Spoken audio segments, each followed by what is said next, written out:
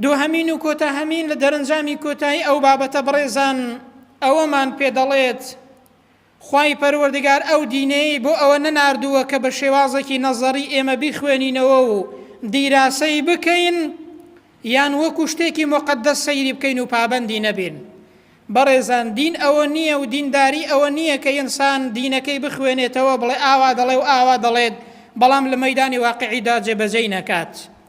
جاران قورئانیان لە شوێنێکی بەرزدا دەنا ڕەنگە بە نیتێکی پاکیشەوە دایان نابێت، دایانگوت کاکە کەس دەستی بۆ نەدا، کەس دەستی لێ نەدا کاکە مە شتێکی پیرۆزە.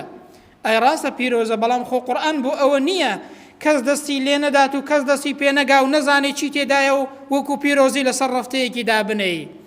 بەڕێزان دین بۆ ئەوە نەهاتووە نەزەری بیخوێنینەوە بەڵام پابەندی نەبین و لە دنیای واقعدا جێبەجێی نەکەین. خوای پەروەردگار ئەو دینەی ناردووە تا لە ژیانماندا کاری پێ بکەین و بۆ ئەوەی ژیانی خۆمانی پێڕێکخەین و بۆ ئەوەی وەکو نور و ڕووناکیەک تەماشایکەین لە ژیانی ڕۆژانەی خۆماندا جێبەجێ بکەین. ئەها بەڕێزان خوای پەروەردگار بزانین چیمان پێ دەفەرمێت: قد جاءكم من الله نور وكتاب مبين. خوای پەروەردگار دەفەرمێ بە تەئکید ئاگادار بن خوای گەورە ڕووناکی بۆ ناردوون. ئەو دینە و ئەو قورئانە ڕووناکیە بۆ عەقڵتان، ڕووناکیە بۆ دنیاتان، ڕووناکیە بۆ قیامەتتان. ئەو قورئانەیە کتێبێکی ڕوون و ئاشکرایە، بابەتەکانی و هەموو ڕوونن، هەموو شتێکی ڕوون کردوتەوە ئەو قورئانەیە ڕوونکەرەوەیە. جا خوای گەورە دەفەرمێ بۆچی ئەو قورئانەمان ناردووە، ئەو نورەمان بۆچی بۆ ناردوون؟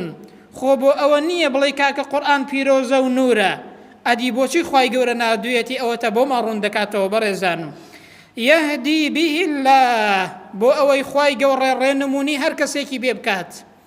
من اتبع رضوانه، کە شوێن ڕەزامەندی خوای پەروەردگار دەکەوێت. ئەوەش ئەوەمان بۆ دەردەخا هەر کەسێک مەبەستی ڕەزامەندی خوای گەورە بێت، شوێنی ڕەزامەندی خوای گەورە بکەوێت، ئەو کەسە لە قورئانێ بەهرەمەند دەبێت. يهدي به الله من اتبع رضوانه سبل السلام، بۆ ئەوەی خوای گەورە ڕێنمونی هەر کەسێکی پێ بکات کە شوێن ڕەزامەندی خوای پەروەردگار دەکەوێت و هەروەها بۆ ڕێگاکانی سەلامەتی، بۆ ئەو دینە کە سەلامەتیە لە دنیادا، بۆ ئەو دینە کە مایەی بەختەوەری و سەرفرازیمانە لە دنیادا پێی سەرفراز دەبین، لە قیامەتیشدا پێی پارێزراو دەبین لە سزای خوای پەروەردگار. ئەنجا دەفەرمێ ويخرجهم من الظلمات إلى النور بإذنه. ئەو قورئانەی بۆچی ناردووە؟ بۆ ئەوە ناکە لەسەر ڕەفتەکان بێت، بۆ ئەوەی کە خوای پەروەردگار ئینسانی پێ لە تاریکاییەکانی کوفر و بێباوەڕی دەربێنێت بۆ ڕێگای ڕاستی ئیسلامەتی، بۆ تەوحید و یەکتاپەرستی.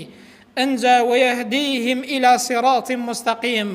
ئەو قورئانەی بۆ ئەوە ناردووە کە خوای گەورە ڕێنمونیمان بکات، هیدایەتی پێوەربگرین بۆ ڕێگای ڕاستی ئیسلامەتی کە ڕێگای شەریعەتی خوای پەروەردگار و ڕێگای دینی ئیسلامە خوای پەروەردگار قورئانی بۆ ئەوە ناردووە. بەڕێزان کەواتە دەرس و پندێکی زۆر گرنگ فێر دەبین ئەوەیە کە ئەو دینە بۆ ئەوە نەهاتووە بە نەزەری بخوێنینەوە، بۆ ئەوە هاتووە کە لە دنیای واقعدا جێبەجێی بکەین، نورێکە بۆ ئەوەی بەرپەی خۆمانی پێ ببینین، بۆ ئەوەی کە لە ژیانی ڕۆژانەماندا جێبەجێ بکەین، ئەنجا بۆ ئەوەی لە دنیادا سەرفراز بین و لە قیامەتیشدا پێی بەختەوەر و کامەران بین.